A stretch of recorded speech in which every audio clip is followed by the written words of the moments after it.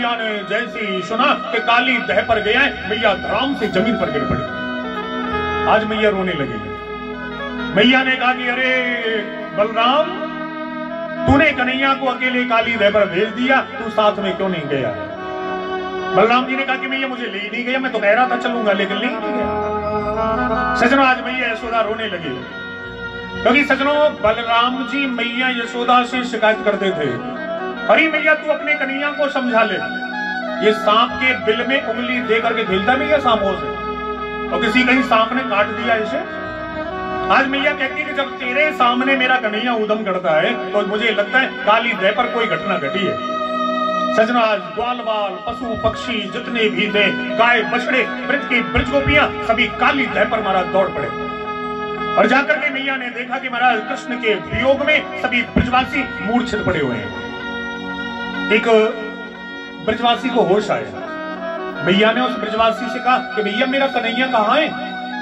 एक ब्रजवासी ने कहा कि मैया हमने तो मना करी, पर तेरा कन्हैया हमारी गेंद को लेने के लिए काली दह में कूद गया। सजनों, मैया ने जय श्री सुना।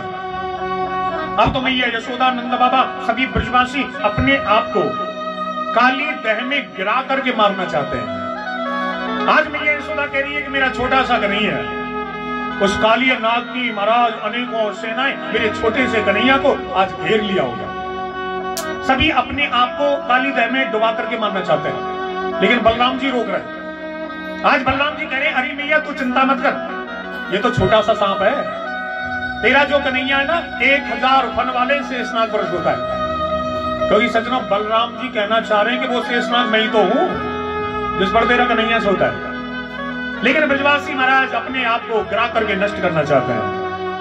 आज बलराम जी ने समझाया कि माता जी चिंता ना करें, कन्हैया का बाल भी बाका नहीं हो सकता। सजना, अब कन्हैया का दर्शन हम लोग करें काली दह में। भगवान काली दह में खेल रहे हैं, लेकिन आज नाग पत्नियों ने देखा कि महाराज बड़े सुंदर हैं ठाकुर जी, पहली बार दर्शन कर रहे हैं। सैनिकों ने देखा महाराज काली दह में जब हलचल होने लगी, सैनिकों ने जाकर के उससे काली नाग से कहा कि महाराज गजब हो गया, एक छोटा सा बच्चा महाराज आपके जल में खेल रहा है, क्यों कर रहा है? काली नाग ने विचार किया कि आश्चर्य की बात तो ये है कि ये बच्चा जल में आया कैसे, और आप ही गया, तो दूसरा आश्चर्य ये कि अब तक ये जीवित कैसे? क्योंकि मेरे पानी से उस जहर की खुशबू से सभी मर जाते हैं, लेकिन ये जीवित कैसे?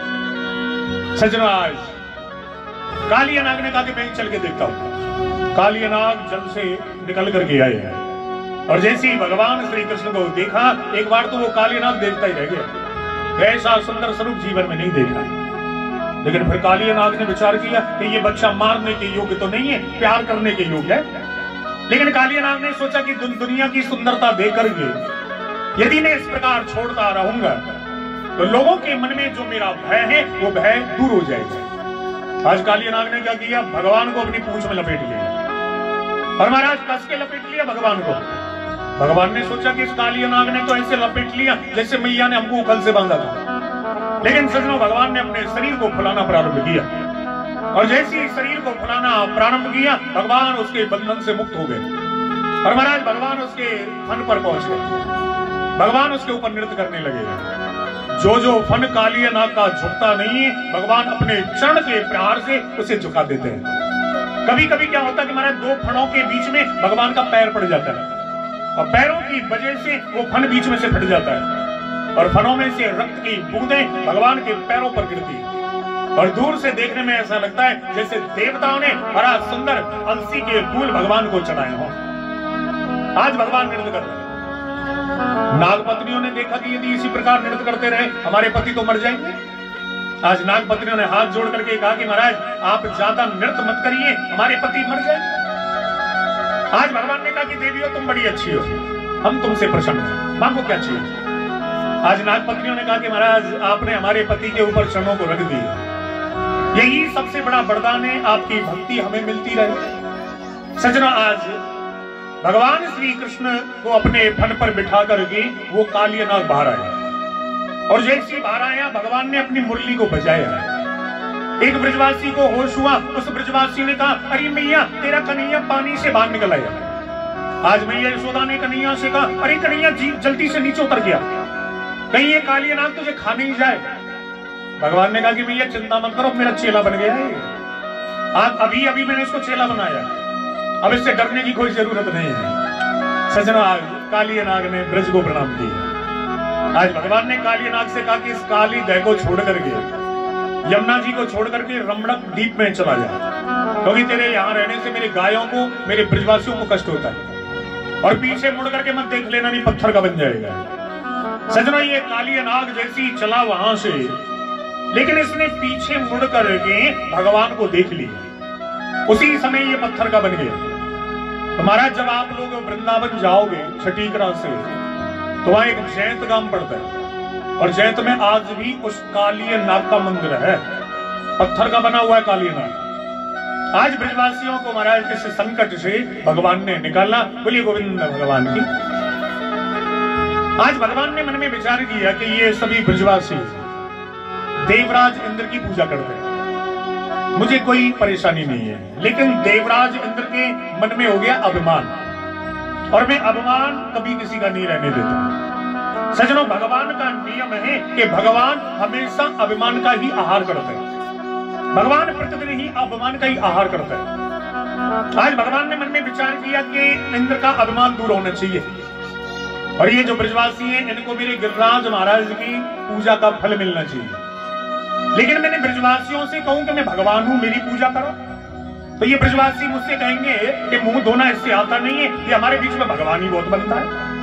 बताइए ब्रजवासी मेरी बात का विश्वास कैसे करेगा? लेकिन इंद्र का अभिमान दूर करना पड़ेगा। सजनों, भगवान ब्रज में जो भी लीलाएं करते हैं ना, बच्चों की तरह करते हैं।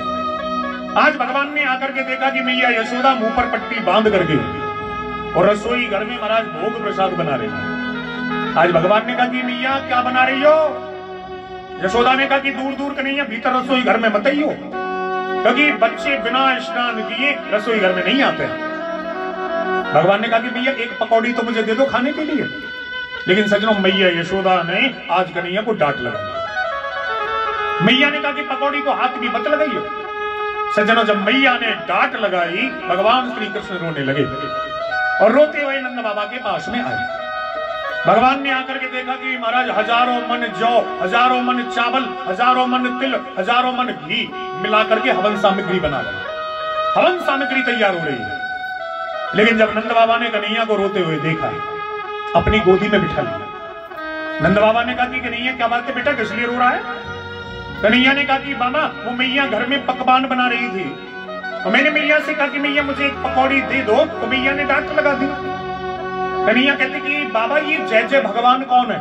बच्चों की तरह पूछ रहे भगवान। आज नंद बाबा कहते कि देख कन्हैया, बुरा नहीं मानना चाहिए, तेरी जो मैया है ना, अरे कन्हैया वो देवराज इंद्र के भोग प्रसाद के लिए भोजन बना रही है बेटा, बुरा नहीं मानना चाहिए। भगवान ने कहा कि बाबा ये इंद्र कौन है? नंद बाबा ने कहा कि बेटा हमारे प्रत्यक्ष देवता है इंद्र, ये बादल वर्षा उन्हीं का रूप है। हम सभी ब्रजवासी प्रत्येक वर्ष इंद्र की पूजा करते हैं। इंद्र प्रसन्न होता है, बारिश करता है, और जब बारिश होती है तो मनुष्यों के लिए अन्न की वृद्धि होती है, पशुओं के लिए तृण की वृद्धि होती है। बेटा बुरा नहीं मानना चाहिए, तेरी मैया इंद्र की पूजा के लिए बना रही है भोजन। भगवान ने कहा कि बाबा एक बात बताओ, जीव का जन्म कर्म से होता है, जीव की मृत्यु भी कर्म से ही होती है, और जो व्यक्ति कर्म नहीं करता फल उसको परमात्मा नहीं देता। बाबा आप एक बात बताओ, वर्षों से आप पूजा कर रहे हैं देवराज इंद्र की, लेकिन कभी देवराज इंद्र ने आपको प्रकट होकर के दर्शन दिया? ब्रजवासियों ने कहा कि कन्हैया बात तो तू सही कह रहा है, वर्षों से पूजा कर रहे हैं, लेकिन आज तक उस देवराज इंद्र ने हमें प्रकट होकर के दर्शन नहीं दिए। भगवान ने कहा कि बाबा जब है ही ना तो दर्शन देवो कहां थे? अरे बाबा हमारे प्रत्यक्ष देवता हैं श्री गिरिराज महाराज। मैं आपको बता दूं सज्जनों, इस समय कलयुग में केवल दो ही देवता है जो प्रत्यक्ष है। एक है हमारे ब्रज में हमारे श्री गिरिराज महाराज, जो लोग आधा किलोमीटर पैदल भी नहीं चल सकते, वो लोग हमारे गिरिराज महाराज की 30 किलोमीटर की परिक्रमा महाराज बिना रुके दौड़ लगाते हुए पूरी कर लेता है। ब्रज में हमारे गिरिराज जी महाराज और एक तिरुपति बालाजी महाराज, ये बालाजी और गिरिराज जी कलयुग के प्रत्यक्ष देवता है महाराज। लेकिन भगवान श्री कृष्ण ने बरबरी को भी आशीर्वाद दिया कि कलयुग में तुम्हारी पूजा होगी। तो देखो महाराज, आज श्याम बाबा की पूजा हो रही है, देश में क्या विदेशों में भी पूजा हो रही है श्याम बाबा की, क्योंकि भगवान श्री कृष्ण के आशीर्वाद से आज खाटू श्याम की पूजा हो रही है। एक बार प्रेम से बोलेंगे, बोलिए श्याम प्यारे की, हारे के सहारे की। तो सच में आज कलयुग में श्याम बाबा की भी पूजा होती है। आज भगवान कहते हैं कि बाबा मेरे प्रत्यक्ष देवता है गिरिराज महाराज, बाबा प्रकट हो जाएंगे और मांग मांग करके आपसे भोग प्रसाद पाएंगे। बाबा एक बार मेरे कहने से गिरिराज जी की पूजा करो। ब्रजवासियों ने कहा कि बेटा हम देवराज की पूजा बंद करके तेरे गिरिराज जी की पूजा करेंगे, लेकिन हमारी 3 शर्त है। पहली शर्त हमारी ये है कि हमारी टूटी फूटी सेवा से तेरे गिरिराज महाराज को प्रसन्न होना पड़ेगा, और दूसरी शर्त हमारी ये है, थाली में भोजन रख दिया, तुलसी डाल दी, आंख बंद कर ली, भोग लग गया, बिल्कुल नहीं मानेंगे। तेरे गिरिराज जी को प्रकट होकर के हमारा भोग प्रसाद ग्रहण करना पड़ेगा।